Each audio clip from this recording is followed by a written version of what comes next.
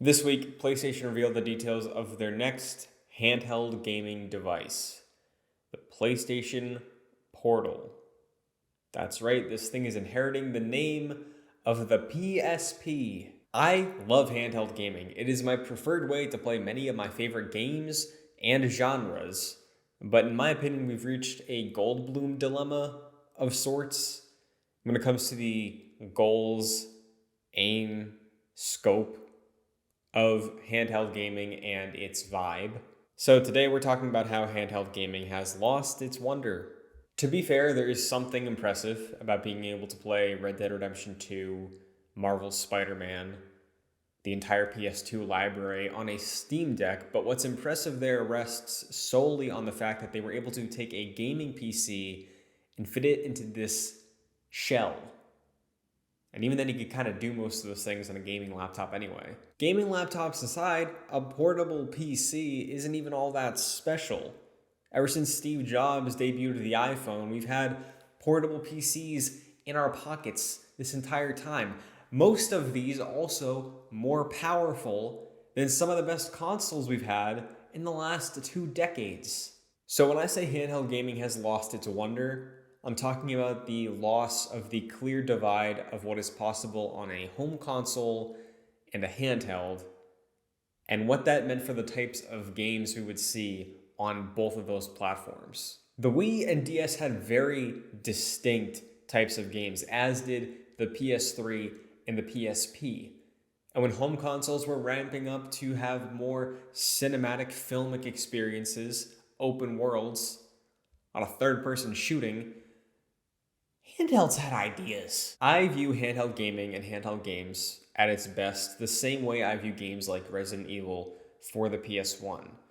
That game had a vision, it had a goal to be scary, and it achieved a distinct tone because they worked under the limitations of the hardware they were designing that game for. And when it comes to the DS or 3DS, yes, there are examples like Super Mario 64 DS and Ocarina of Time 3D that exist to show you just how far handheld tech has come from being able to run what were once landmark technical marvels on hardware the size of the cartridge those original games shipped on. But those libraries mostly are made up of weird and fun ideas in huge franchises.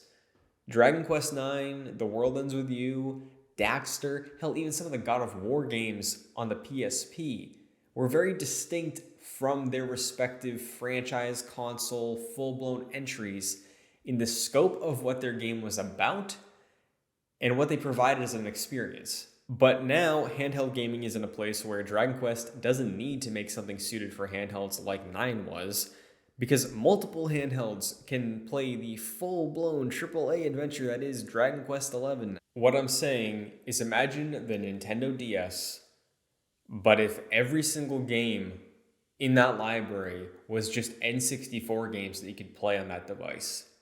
That's neat and novel, but I would sacrifice that if it meant we got to see games like Pokemon Conquest, Rhythm Heaven, Professor Layton, Phoenix Wright. Those games, their creativity, their iconic vibes exist because of what the DS carved out thanks to its limitations of what it meant to be a DS game. So when it comes to the PlayStation Portal, the at its cheapest $600 device that allows you to stream PS5 games to it, so technically $600 plus whatever your monthly internet bill is, I feel nothing inside.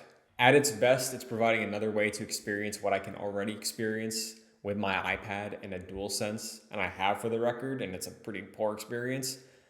And at its worst, it is a product meant for a tenth of the PS5 user base that got to inherit the legacy of the PSP, which just kind of makes me sad thinking about what could have been if they tried to make another PSP. That's all from Low Plot this week. I'll see you next time.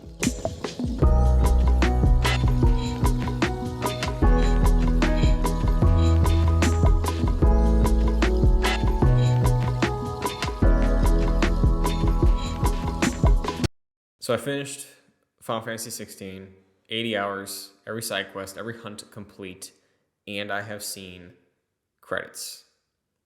I don't think I've ever been more conflicted over my feelings for a game in my life. Its highs are some of the highest highs I've experienced out of a Sony first-party game since the last Final Fantasy was 7 Remake. But its lows are a lot of things. I cried at the ending, but I also kind of feel disconnected from a lot of the experience emotionally. I did do a lot of optional things, so maybe that's it. I was very sad to say goodbye to Clive and the gang, delete the game off my hard drive, but I also picked up Zelda again after 2 months, and I have felt relief. Anyway, yeah, I liked it.